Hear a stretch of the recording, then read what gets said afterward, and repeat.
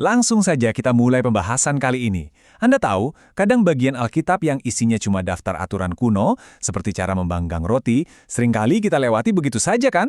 Tapi, siapa sangka, di balik detail yang sekilas membosankan ini, ternyata tersembunyi sebuah potret yang luar biasa indah tentang Yesus Kristus. Sebelum kita masuk ke resepnya, ada satu kata bahasa Ibrani yang sangat penting untuk kita pahami, yaitu mincah. Ini adalah sebuah korban sajian, tapi tanpa darah. Korban ini melambangkan dedikasi penuh, semacam penyerahan mutlak yang secara sempurna melengkapi korban-korban hewan. Sederhananya, ini adalah ekspresi tertinggi dari ucapan syukur umat kepada Allah. Dan untuk membedahnya, kita punya semacam kartu resep spiritual hari ini. Kita akan menelusurinya perlahan, mulai dari melihat bayangan sempurnanya, bahan utamanya, bumbu-bumbu yang wajib maupun yang dilarang keras, proses pemanggangannya, sampai ke bagaimana kita bisa mempraktikkan rasa syukur ini di hidup kita sekarang. Oke, mari kita masuk ke bagian pertama. Kita perlu melihat bagaimana aturan di kitab Imamat ini sebenarnya bertindak sebagai bayangan dari hal-hal yang akan datang.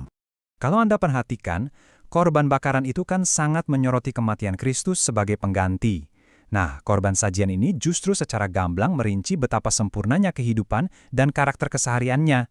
Inilah esensi dari tipologi, di mana aturan-aturan kuno benar-benar menjadi bayangan yang nantinya digenapi secara sempurna oleh Kristus.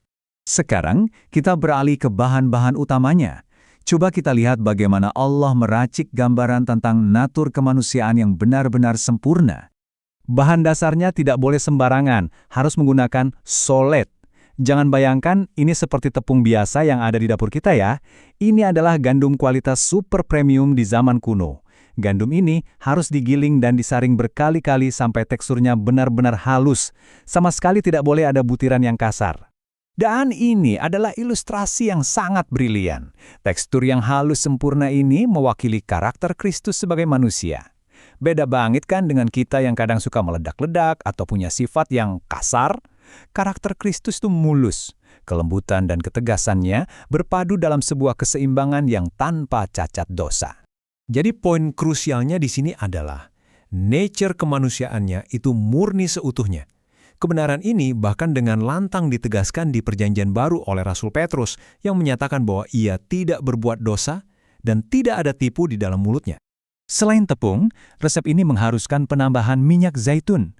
Minyaknya harus dicampur ke dalam adonan dan juga dicurahkan ke atasnya. Anda pasti sudah tahu, minyak adalah lambang dari Roh Kudus. Pencampuran ini menggambarkan bagaimana Kristus dikandung oleh Roh Kudus, sementara minyak yang dicurahkan mewakili pengurapan publik saat dia memulai pelayanannya.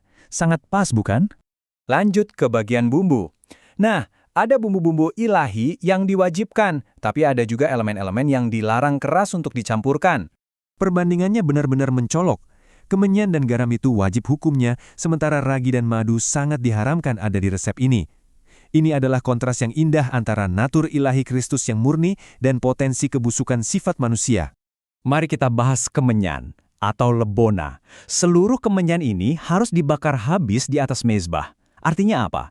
Ini menunjukkan bahwa kemanisan dan keindahan terdalam dari pengabdian Kristus adalah sebuah aroma yang hanya bisa dinikmati dan dipahami sepenuhnya oleh Allah Bapa. Lalu ada garam. Dari zaman dulu, garam sudah menjadi lambang ikatan yang tidak bisa dipatahkan karena sifatnya yang mencegah pembusukan. Garam ini memastikan bahwa perjanjian Kristus dengan kita itu murni, abadi dan sama sekali tidak bisa rusak. Di sisi lain, mengapa ragi dan madu dilarang? Ragi jelas melambangkan dosa dan kesombongan yang diam-diam membesar. Lalu, madu. Bukankah madu itu manis? Betul, tapi di zaman kuno, madu gampang berfermentasi dan jadi asam kalau kena panas. Madu itu ibarat pesona natural manusia, kelihatannya manis, tapi hancur saat diuji oleh api penderitaan. Berbicara soal api, ini membawa kita ke bagian yang paling emosional dari resep ilahi ini, oven pemurnian. Anda tahu, untuk menjadi tepung yang sangat halus tadi, sebutir gandum harus melewati proses yang menyiksa, harus dipukul paksa dari bulirnya, dipanggang di atas api yang panasnya luar biasa, lalu digiling tanpa henti. Ini adalah cerminan yang sangat nyata dari betapa hancurnya fisik dan batin Yesus. Aturannya bahkan menyebutkan metode memasak yang beda-beda. Dan percayalah, ini bukan sekedar tips kuliner zaman dulu. Metode ini melambangkan berbagai jenis penderitaan Kristus. Oven yang tertutup itu ibarat pergumulan batinnya yang kelam di Taman Getsemani. Panggangan terbuka, itu adalah penghinaan publik yang ia alami saat disalib. Dan kuali atau wajan melambangkan penderitaan yang menghimpitnya dari segala sisi tanpa celah. Coba perhatikan Imamat pasal 2 ayat 6. Di situ diperintahkan secara spesifik untuk memecah-mecahkan roti itu menjadi bagian-bagian kecil. Ini luar biasa, karena ini adalah bayangan yang secara akurat menunjuk pada tubuh Kristus yang dipecah-pecahkan di perjamuan terakhir demi memberi kita kehidupan. Nah, dari semua penjabaran ini, mari kita bawa ke masa kini. Bagaimana korban sajian yang kuno ini berdampak langsung pada keseharian kita? Karena Kristus telah memenuhi semua syarat korban ini dengan sangat sempurna, bagian sajian yang tidak dibakar akhirnya dimakan oleh para imam. Buat kita, orang-orang percaya yang disebut sebagai imamat yang rajani, ini berarti kita dipanggil untuk terus memakan atau menyerap karakter Kristus guna menopang iman dan pertumbuhan rohani kita. Sebenarnya, Rasul Paulus sudah memodifikasi resep kuno ini untuk kita jalani hari ini. Di Roma 12 ayat 1, dia mendorong kita untuk benar-benar menjadi pengorbanan yang hidup, yang bernapas. Kehidupan yang kudus dan berkenan kepadanya adalah bentuk tertinggi ucapan syukur kita di zaman modern ini. Jadi secara praktis, langkah kita jelas. Kita harus rutin membuang ragi kesombongan dari hidup kita, sangat bergantung pada minyak Roh Kudus setiap saat, dan memastikan setiap tindakan kita dibumbui dengan garam kasih karunia.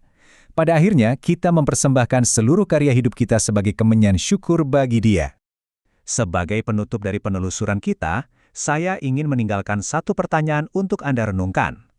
Coba lihat lagi hidup Anda saat ini, apakah sudah menjadi korban sajian yang tanpa ragi, dan yang mampu menebarkan keharuman bagi Allah?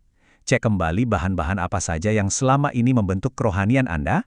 Terima kasih sudah bergabung, teruslah bertumbuh, dan sampai jumpa di pembahasan seru kita yang selanjutnya.